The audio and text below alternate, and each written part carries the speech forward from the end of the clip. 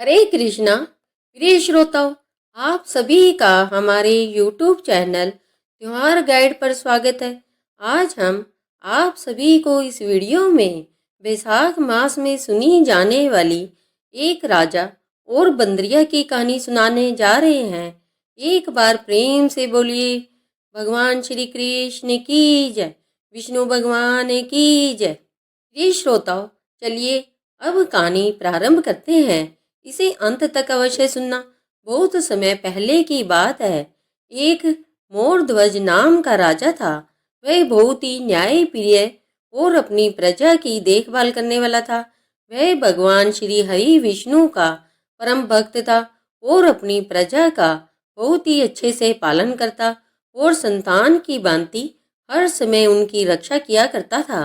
उस राजा का एक नियम यह भी था कि वह कार्तिक, माघ और बैसाख के महीने में प्रातः काल स्नान किया करता था और उसके बाद में बड़, पीपल, आकड़ा आदि सींचता था और भगवान विष्णु के मंदिर जाता था। राजा अपनी प्रजा का खूब ख्याल रखता था, लेकिन राजा ने अपनी प्रजा से कह रखा था कि मुझसे पहले कोई स्नान ना करे, क्योंकि राजा बावड़ी पर स्नान करने के लिए जाता था तो सारी प्रजा राजा का कहना मानती थी। राजा से पहले उस नगर में कोई भी स्नान नहीं करता था। तो एक बार की बात है, बैसाख का महीना चल रहा था। राजा सुबह सवेरे स्नान करने जाता तो देखा कि बावड़ी का पानी हिल रहा है। तो राजा को शक हुआ कि जरूर यहाँ कोई मुझसे पहले स्नान करता है। अब राजा को पता ही नहीं चला कि उससे पहले स्नान करने कौन आता है। राजा का मन बहुत ही बेचैन हो गया। राजा दूसरे दिन थोड़ी और जल्दी गया और फिर भी पानी में हलचल हो रही थी। तो राजा ने सोचा कि मैं प्रजा का इतना ख्याल रखता हूँ, प्रजा मेरी एक भी बात ढंग से नहीं मान सकती, मुझसे पहले स्नान कर कर कौन जाता है। तो राजा ने अपने सैनिकों को उस बावड़ी के पहरे पर बिठा दिया। तो अब हर समय सैनिक वहां पर पहरा दे कर बैठे रहते थे, लेकिन वहां तो कोई आता जाता नहीं था। उस बावड़ी के अंदर ही एक बड़ का पेड़ था। उस बड़ के पेड़ के ऊपर एक बंदरिया रहती थी। वह ब्रह्म मुहूर्त में ही बावड़ी में छलांग लगाती और कहती कि बैसाख नावे राजा जी पहले नावे, सवा पैर के तड़के ना आए।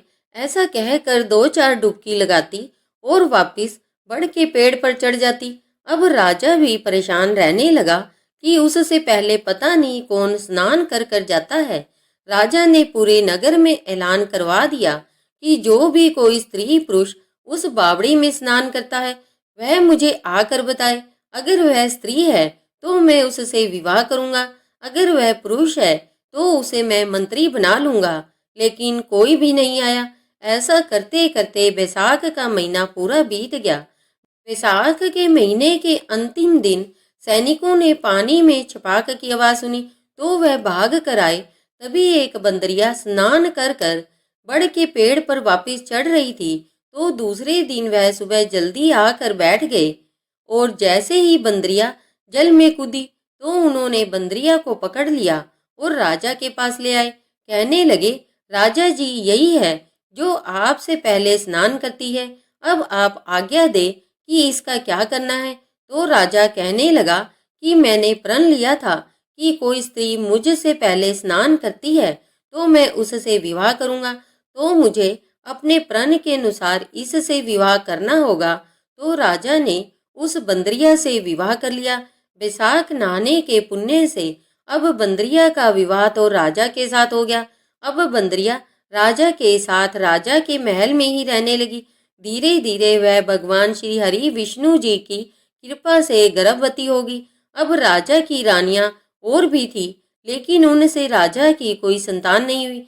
लेकिन जब राजा को पता चला कि बंदरिया गर्भवती है तो वह बहुत ही प्रसन्न हुए।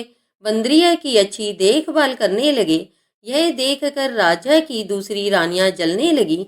एक दिन बंदरिया राजा से कहने लगी कि हे राजन, जब मेरे बच्चा होने का समय आएगा तो मैं क्या करूंगी। तो राजा ने उसके कमरे में एक घंटी बंधवा दी और कहा कि जब भी तुम्हारी तबीयत खराब हो तो इस घंटी को बजा देना, मैं अपने आप सारा बंदोबस्त कर दूंगा। अब राजा की जो और भी रानियां थी वो यह सब देख कर उससे जल भुन गई। अब वे सभी रानियां धीरे धीरे बंदरिया से बातचीत करने लगी। धीरे धीरे उनको उस बंदरिया ने बता दिया कि राजा ने मेरे लिए घंटी बंधवाई है। जब भी बच्चा होने का समय होगा मैं उस घंटी को बजा दूंगी। तो बड़ी रानी कहने लगी कि अगर राजा को घंटी सुनाई नहीं दी और वह नहीं आए तो तुम्हारे साथ क्या होगा? क्या तुम्हें भरोसा है कि घंटी बजते ही राजा यहाँ पर आ जाएंगे? मुझे तो लगता है कि तुम्हें यह घंटी एक बार बजा कर देख लेनी चाहिए। तो दूसरी रानियां भी कहने लगी कि हाँ हाँ, एक बार घंटी बजा कर देख लेनी चाहिए। एक बार घंटी बजाने से क्या होता है? तो दूसरी रानियां भी कहने लगी कि हाँ हाँ, एक बार घंटी बजा कर देख लो। एक बार घंटी बजाने से क्या जाता है? पता चल जाएगा कि घंटी बजने पर राजा यहाँ आते हैं या नहीं। तो बंदरिया उनकी बातों में आ गई और उसने घंटी बजा दी। घंटी बजते ही राजा वहां पर आ गए और पूछने लगे कि तुम्हारी तबीयत कैसी है? तो वह तो भली चंगी बैठी थी।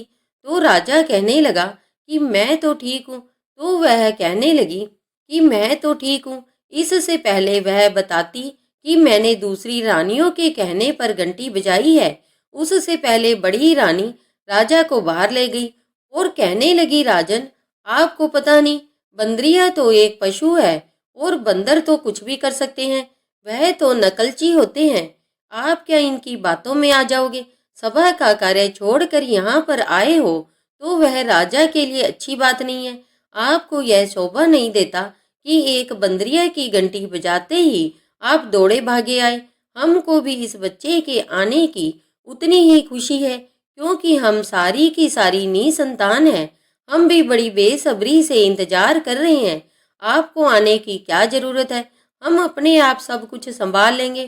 तो बड़ी रानी के मुख से इस तरह की बातें सुनकर राजा तो प्रसन्न हुए और वापिस राजमहल चले गए। थोड़ा ही समय बीतता था कि बंदरिया के बच्चा होने का समय आ गया। तो उसने बहुत घंटी बजाई लेकिन राजा नहीं आए। रानियां वहां पर आ गई तो वह घबरा कर रानियों से कहने लगी कि अब मेरा क्या होगा? मैं बच्चे को जन्म कैसे दूंगी? तब रानी ने बंदरिया से कहा कि तुम अपनी आंखों पर पट्टी बांध लो और मुंह नीचे कर कर लेट जाओ। कुछ भी हो जब तक हम ना कहें तुम अपनी आंखें मत खोलना। तो वह रानियों के कहे अनुसार आंखों पर पट्टी बांध कर मुंह नीचे कर कर लेट गई। थोड़ी देर बाद वैशाख स्नान के पुण्य से बंदरिया ने एक बहुत ही सुंदर लड़के को जन्म दिया। जब रानियों ने देखा कि बहुत ही सुंदर लड़का पैदा हुआ है तो उन्हें बड़ी ईर्ष्या महसूस हुई और उन्होंने उस बच्चे को उठाया और बच्चे को एक टोकरी में रख कर ऊपर फूल रख दिए और दासी से कहा कि हे दासी, तुम इस बच्चे को ले जाओ और इसे नदी में बहा दो, पर ध्यान रखना कि किसी को भी कानों कान इस बात की खबर ना लगे। तो दासी को यह बिल्कुल भी अच्छा नहीं लगा लेकिन वह बच्चे को टोकरी में रख कर चल दी। उसने सोचा कि अगर मैं इस बच्चे को लेकर नहीं गई तो यह रानियां इस बच्चे को जरूर मार देगी। तो दासी के चले जाने के बाद रानियों ने बंदरिया के पास एक पत्थर रख दिया और राजा को समाचार भिजवा दिया कि बंदरिया ने तो एक पत्थर को जन्म दिया है। राजा को जब इस बात का पता चला तो वह बड़ा ही दुखी हुआ। सोचने लगा कि मेरे भाग्य में संतान का सुख लिखा ही नहीं है। अगर लिखा होता तो क्या सारी रानियां निसंतान रहती? रानियों के ही जब बच्चा नहीं हुआ तो बंदरिया बच्चे को जन्म कैसे दे सकती है? तो रानियां बहुत ही खुश हुई। उन्होंने सोचा कि चलो अच्छा हुआ, अगर राजा को पता चलता कि बंदरिया ने एक लड़के को जन्म दिया है तो राजा तो इसी से स्नेह रखते और यह बंदरिया होकर भी राजा की सबसे प्रिय रानी बन जाती। अब सभी रानियां निश्चिंत हो गई कि हमें इस बंदरिया से कोई खतरा नहीं। उधर वह दासी उस बच्चे को लेकर नदी के पास गई और सोचने लगी कि क्या करूं जिससे इस बच्चे की जान बच जाए। तभी उसने देखा कि पास एक मिट्टी का खंदड़ है। वहां पर कुम्हार मिट्टी खोदने के लिए आते हैं। तो उस रात दासी ने बच्चे को अपने पास रखा और कुम्हार मिट्टी खोद कर अपने घर चला गया। दूसरे दिन जल्दी ही दासी उस लड़के को ले जाकर खंदड़ के पास रख कर वापिस आ गई। अब कुम्हार अपनी पत्नी के साथ आया हुआ था। जैसे ही वह कुम्हार मिट्टी खोदने लगा तो उन्हें किसी बच्चे के रोने की आवाज़ सुनाई दी, तो दोनों भाग कर आए। कुम्हार ने जब उस बालक को देखा तो वह कहने लगा, हे भाग्यवान, भगवान ने हमारी सुन ली है। हमारे संतान ना होने के कारण हम दोनों कितने दुखी रहते थे, और भगवान ने देखो हमें यह पुत्र दे दिया है। अब हम इसे घर ले जाकर इसका अच्छे से पालन पोषण करेंगे। तो यह सब सोचकर वे खुशी खुशी उस बच्चे को अपने घर ले गए। उन दोनों ने बड़े प्रेम से उसका पालन पोषण कर उसे बड़ा किया। उधर वह दासी भी बूढ़ी हो चुकी थी। वह सोचने लगी कि मुझे इस बात को कुम्हार कुम्हारीन को बता देना चाहिए। तो एक दिन वह कुम्हार के घर गई और जाकर कुम्हार को सारी बात बता दी कि तुम्हारा बेटा एक बंदरिया का बेटा है और दूसरी रानियां इसे मारना चाहती थी, इसीलिए मैंने इसे मिट्टी के खंदड़ में रख दिया था। तो सारी बात जानकर कुम्हार कुम्हारीन को दुख हुआ। साथ ही वह सोचने लगी कि कोई बात नहीं, बच्चे की जान बच गई, वरना वो रानियां तो इस बच्चे को मार ही देती। तो कुम्हारीन अपने पति से कहने लगी कि अब क्या होगा, क्या राजा अपने पुत्र को वापस ले जाएंगे? मैं अपने बेटे को जाने नहीं दूंगी। जब कुम्हार कुम्हारीन और दासी ये सब बातें कर रहे थे तो उस लड़के ने वह सारी बातें सुन ली थी कि मैं बंदरिया का पुत्र हूँ और दूसरी रानियों ने मुझे मारने के लिए इस दासी को दिया था। तो वह अपने पिता कुम्हार से कहने लगा कि मुझे मिट्टी के हाथी घोड़े बना कर दो, मुझे उससे खेलना है। तो उसके पिता ने उसे मिट्टी के हाथी घोड़े बना कर दिए। अब वह उनको ले जाकर कुएं पर बैठ गया जहां पर दासियां पानी भरने आया करती थी। उसको देख कर वह लड़का कहने लगा कि मेरे हाथी घोड़े पानी पी लो। तो उसकी बात सुनकर सारी दासियां हंसने लगी, कहने लगी कि कभी मिट्टी के हाथी घोड़े भी पानी पीते हैं क्या?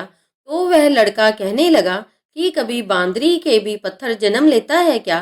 तो यह बात सुनकर वे दासियां रानी के पास जाकर कहने लगी कि रानी जी, एक लड़का वहां पर बैठा है जो मिट्टी के हाथी घोड़ों को पानी पिला रहा था।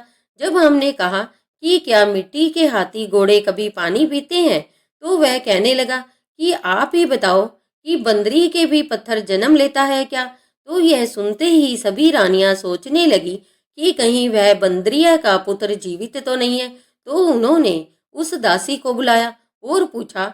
रानियों के बार बार पूछने पर दासी ने सारी सच्चाई उन्हें बता दी, यही सोचकर कि अब तो वह बड़ा हो चुका है, अब यह कुछ नहीं बिगाड़ सकती। सच्चाई का तो एक ना एक दिन पता चलना ही है। तो सभी रानियां यह सुनकर दासी पर बहुत ही क्रोधित हुई और उस बूढ़ी दासी को राजमहल से निकाल दिया। वह दासी रोती बिलखती राजमहल से निकल गई। अब उसका कोई भी ठिकाना नहीं था। वह कुएं की पाल पर जाकर बैठ गई। जब वह कुम्हार का पुत्र वहां पर आया तो उसने उसे वहां देखा, तो वह उन्हें अपने साथ अपने घर ले गया और अपने पिता से कहने लगा कि पिताजी, आज से यह हमारे साथ रहेगी, यह भी मेरी माँ ही है, इन्होंने ही मेरी जान बचाई थी, तभी तो मैं आपके पास आया था।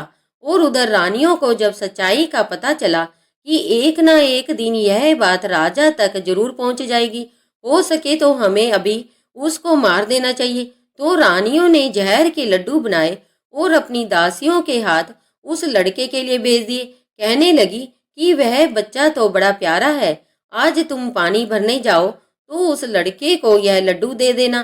तो वे दासियां लड्डू लेकर चली गई। वहां पर कुम्हार का लड़का बैठा था, तो दासियों ने वे लड्डू उसे दे दिए। तो भगवान विष्णु की कृपा से वो जहर के लड्डू गोंद के लड्डू बन गए और उस लड़के ने उन दासियों के देखते ही देखते वहां पर सभी लड्डू खा लिए, लेकिन उसका कुछ भी नहीं बिगड़ा। दासी घर आई तो रानी ने पूछा कि लड्डू उसे खिला दिए थे क्या नहीं? तो वे दासियां कहने लगी कि हाँ रानी जी, हमने लड़के को लड्डू खिला दिए थे, वह तो बहुत खुश हुआ था, सारे लड्डू उसने उसी समय खा लिए थे। तो रानी बहुत ही खुश हुई और सोचने लगी कि वह आज जरूर मृत्यु को प्राप्त हो जाएगा, हमारे सिर से बहुत बड़ी समस्या हट जाएगी।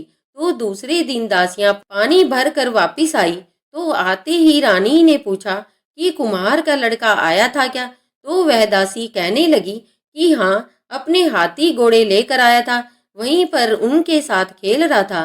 तो रानियां बड़ी हैरान हुई कि जहर के लड्डू खाने के बाद भी उसका कुछ भी नहीं बिगड़ा, तो कुछ ना कुछ तो करना होगा। अब वह राजा के पास गई और कहने लगी कि हे राजन, उस कुमार को इस नगर से निकाल दो। राजा ने कहा कि क्यों? तो वह रानियां कहने लगी कि वह जो लड़का है वह दासियों को पानी नहीं भरने देता है। इस तरह कहकर अनेकों इल्जाम उस लड़के पर लगाए। राजा ने रानी का कहना मानकर कुम्हार को नगर से निकाल दिया। कुम्हार ने काफी विनती की कि मुझे मत निकालो, मेरा तो यहाँ व्यापार बहुत ही अच्छा चल रहा है। लेकिन राजा ने कुम्हार की एक भी बात नहीं सुनी और उसे नगर से निकाल दिया। और अब बेचारा कुमार कुमारीन दासी और अपने बेटे के साथ जंगल में रहने लगा। तभी गनगौर का महीना आया। अब कुम्हार का लड़का अपने पिताजी से कहने लगा कि पिताजी, मुझे 108 करवे बना दो और साथ में मुझे कुछ घड़े भी बना कर दो। तो कुम्हार ने अपने बेटे का कहना मानकर उसे 108 करवे बना कर दिए। तो कुम्हार का लड़का उन 108 करवों को लेकर और साथ में कुछ घड़े लेकर एक बगीचे में जाकर बैठ गया, जहां उस नगर के साहूकार की लड़कियां गनगौर पूजने के लिए मिट्टी लेने आया करती थी। तो वे वहां पर पहले तो खेलने लगी। काफी देर खेलती रहने के बाद उन्हें जोरों की प्यास लगेगी, लेकिन वहां पर पानी नहीं था। तब वे सब लड़कियां उस लड़के के पास आई। उसके पास घड़ों में पानी देख कर कहने लगी कि हमें पानी पिला दो। तो वह कुम्हार का लड़का कहने लगा कि मैं तुम्हें पानी नहीं पिलाऊंगा। तो वह सारी की सारी लड़कियां प्यास से बेहाल हो गई। कहने लगी कि अगर आज हमें पानी नहीं मिला तो हम प्यास के मारे मर ही जाएंगे। तो वह लड़का कहने लगा कि तुम्हें मेरी एक बात माननी होगी। एक एक करवा रख कर एक एक लड़की मेरे साथ इस करवे के चारों ओर 7-7 चक्कर लगाने होंगे, फिर मैं तुम्हें पानी पिला दूंगा। तो यह सुनकर वह लड़कियां कहने लगी कि नहीं, हम ऐसा नहीं कर सकते, तुम हमें पानी पिला दो। तो एक लड़की कहने लगी कि चक्कर ही तो लगाने हैं, क्या हो जाएगा, चक्कर लगा लो, पानी पीकर अपने घर चले जाएंगे। तो सभी लड़कियों ने उस लड़के के कहे अनुसार उसके साथ करवे के चारों ओर 7-7 चक्कर लगा दिए, फिर अपने घर आ गई। कुमार का पुत्र भी अपने घर चला गया। समय बीतता गया, 2-3 साल बीत गए, लेकिन उन लड़कियों का रिश्ता कहीं पर नहीं हो रहा था। उन सभी के माँ बाप चिंतित हो गए, सोचने लगे कि यह क्या हुआ, हम इतने अच्छे घराने से हैं, फिर भी हमारी लड़कियों के रिश्ते विवाह कुछ भी नहीं हो रहा है। तो एक विद्वान पंडित को बुलाकर उन लड़कियों की कुंडलियां दिखाई गई। तो वह पंडित कहने लगा कि हे साहूकार जी, इन सभी लड़कियों के विवाह तो 2 साल पहले ही हो चुके हैं, अब इनकी कुंडली में विवाह का योग नहीं है। तो यह सुनते ही उन सभी लड़कियों के माँ बाप चिंतित हो गए कि इनका विवाह कब हुआ। अब एक साहूकार की बूढ़ी माँ थी, वह उनसे कहने लगी कि तुम चिंता मत करो, मैं तुम्हें बहुत ही जल्द इस बात का पता लगा दूंगी कि क्या बात है। दूसरे दिन वह लड़कियां खेलने के लिए जाती है, तो वह बूढ़ी माई भी उनके साथ चली जाती है। जहाँ वह खेल रही होती है, वहां पर झूठ मूठ का बहाना बनाकर सो जाती है, ताकि उन्हें यह लगे कि दादी को तो नींद आ गई है। तो वह सभी लड़कियां खेल कर थक हार कर वहीं पर जाकर बैठ जाती है। तभी एक लड़की कहती है कि कल पंडित जी को बुलवाया था, हमारी कुंडली दिखाई गई थी, तो वह तो बोल रहा था कि हम सभी का विवाह हो चुका है, ऐसा कैसे हुआ। तभी एक लड़की कहती है कि हमने 2 साल पहले उस कुम्हार के लड़के के साथ वो चक्कर लगाए थे, क्या वही तो विवाह नहीं था, उसी की वजह से कहीं हमारा विवाह नहीं हो रहा है। तो यह सोचकर सारी की सारी लड़कियां बहुत ही उदास होगी। अब वह बुढ़िया माई भी थोड़ी देर बाद आंखें मसलते हुए खड़ी होगी और अपने घर आ गई। आकर उस बुढ़िया माई ने अपने बेटे को सारी बात सच सच बता दी। तो उन लड़कियों के माँ बाप उस कुम्हार के पास गए और उसे जाकर कहने लगे कि तुम्हारे पुत्र ने हमारी पुत्रियों से विवाह कर लिया है, अब उन सभी को तुम्हें लाना होगा। तो वह कुमार हाथ जोड़कर कहने लगा कि हे साहूकार जी, देखो मैं तो इस जंगल में रह रहा हूँ और मेरे पास इतना धन धान्य भी नहीं है कि मैं उन सभी का पेट पाल सकूं। अगर मेरे पुत्र ने ऐसा किया है तो गलत किया है। अब आप ही बताइए कि मुझे क्या करना चाहिए। तो साहूकार कहने लगे कि तुम्हें उसकी चिंता करने की कोई आवश्यकता नहीं है। कन्या का विवाह एक ही बार होता है और वह आपके पुत्र के साथ हो गया है।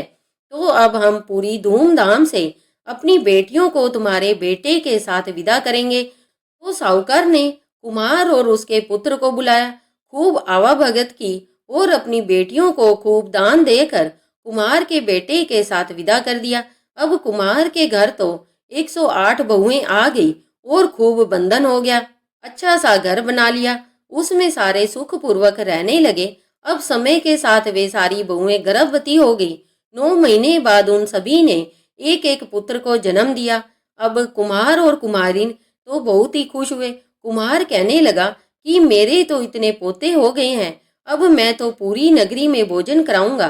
तो यह कहकर वो पूरी नगरी में न्योता देने चला गया। तो उसका बेटा कहने लगा कि पिताजी, आप राजा जी को भी जरूर न्योता दे कर आना। तो कुमार सभी को न्योता दे कर आया। अब कुमार के बुलाए अनुसार नगरी के सारे लोग आए, राजा भी आ गया, राजा की सारी रानियां भी आ गई, लेकिन वो बंदरिया नहीं आई। अब लड़के ने देखा कि मेरी माँ नहीं आई है, तो वह राजा के पास जाकर कहने लगा कि हे राजन, आप अपनी एक रानी को नहीं लाए हैं। तो राजा ने बेमन से अपने सेवकों से कहा कि तुम जाओ और उस बंदरी को ले आओ। तो कुम्हार का पुत्र कहने लगा कि वह ऐसे नहीं आएगी, उसके लिए रथ भेजना होगा। अब रथ भेज कर बंदरिया को वहां बुलाया गया। उसके आने पर उसे एक ऊंचे सिंहासन पर बिठाया गया। फिर सारी बहुओं ने चरण स्पर्श किए और अपने अपने पुत्रों को बंदरिया के गोद में देती गई। साथ में एक एक सोने का सिक्का भी देने लगी।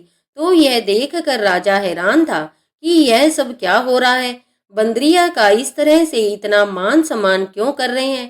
तभी राजा को वह बूढ़ी दासी दिखाई देती है।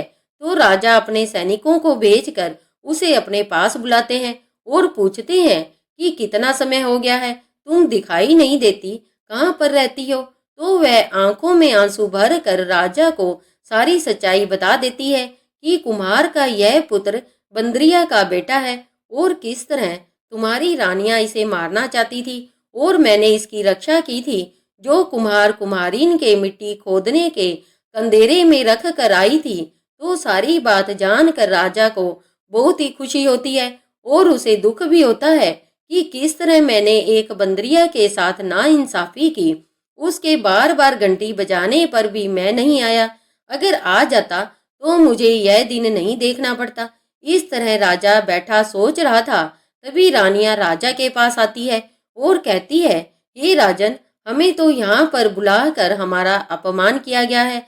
देखो, एक बंदरिया जो जानवर है उसे कैसे ऊंचे सिंहासन पर बिठाया गया है और सारी कुम्हार की बहुएं उसके पांव छू रही है और अपने बच्चे को उसकी गोद में दे रही है और साथ में एक एक सोने का सिक्का भी दे रही है। इनको जेल में डलवा दो, नहीं तो हम सभी यहाँ से जा रहे हैं। तो राजा अपने सिपाहियों को बुलाता है और कहता है कि मेरी सभी रानियों को जेल में डाल दो। तो सैनिक यह सुनकर हैरान हो जाते हैं और कहते हैं कि हे राजन, हम यह कैसे कर सकते हैं। तो राजा ने कहा कि इनकी वजह से हमारे कुल का चिराग, मेरा राजकुमार, मुझसे दूर हो गया था, तो इनकी तो यही सजा होनी चाहिए। तुम इन्हें जेल में डाल दो, नहीं तो मैं तुम्हें देश निकाला दे दूंगा। तो राजा का आदेश पाकर सैनिक सभी रानियों को लेकर जेल में डाल देते हैं और बंदरिया के पास जाकर हाथ जोड़कर माफी मांगते हैं। अब बंदरिया को भी इस बारे में कुछ भी पता नहीं था। तभी बंदरिया का पुत्र आकर अपनी माँ के चरण स्पर्श करता है और कहता है कि तुम ही मेरी जन्म की माता हो और मैं तुम्हारा ही पुत्र हूँ। इन सभी रानियों की वजह से मैं तुमसे इतने सालों तक दूर रहा। यह कहकर अपनी माँ को गले लगा लेता है।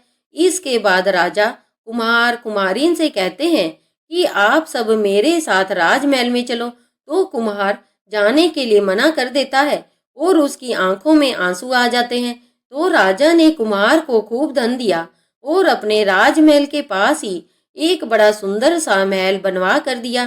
फिर कुम्हार कुमारिन और उस बूढ़ी दासी के साथ साथ अपने बेटे और उनकी बहुओं को और अपने पोतों को खूब गाजे बाजे के साथ अपने महल में राजा ले गया और फिर सब मिलजुल कर रहने लगे।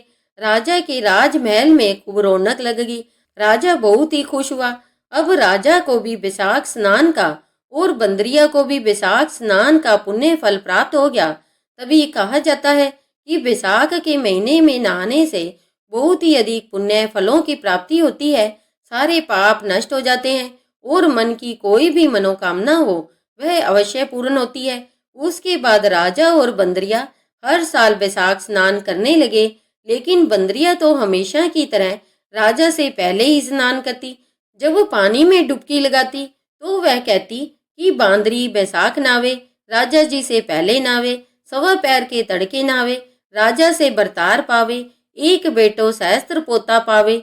विष्णु भगवान आपने जैसे बंदरिया को बैसाख स्नान का पुण्य दिया, वैसा उन सभी को देना जो बैसाख का स्नान कर कर आपकी पूजा करे और आपकी इस कथा को बड़ी श्रद्धा भाव से सुने। बोलो विष्णु भगवान की जय, कृष्ण भगवान की जय। प्रिय श्रोताओ, तो यह थी बैसाख मास में सुनी जाने वाली एक राजा और बंदरिया की कहानी। हमें उम्मीद है कि आपको यह कहानी बहुत ही अच्छी लगी होगी। यदि आप सभी को यह कहानी पसंद आई है तो इस कहानी को अपने तक ही सीमित ना रखकर अपने मित्रों और अपने परिवारजनों के साथ ज़्यादा से ज़्यादा शेयर करें, ताकि वे भी बैसाख स्नान के महत्व को जान सके। यदि आप हमारे चैनल पर नए हैं या हमारे चैनल से अभी तक नहीं जुड़े हैं तो हमारे चैनल त्योहार गाइड को सब्सक्राइब करिए और बेल आइकन बटन को क्लिक करना ना भूलें, ताकि कोई भी नई वीडियो अपलोड होते ही उसका नोटिफिकेशन सबसे पहले आप तक पहुंच सके। इस वीडियो को अंत तक देखने के लिए आप सभी का धन्यवाद। बोलो विष्णु भगवान की जय। हरे कृष्णा हरे कृष्णा हरे कृष्णा।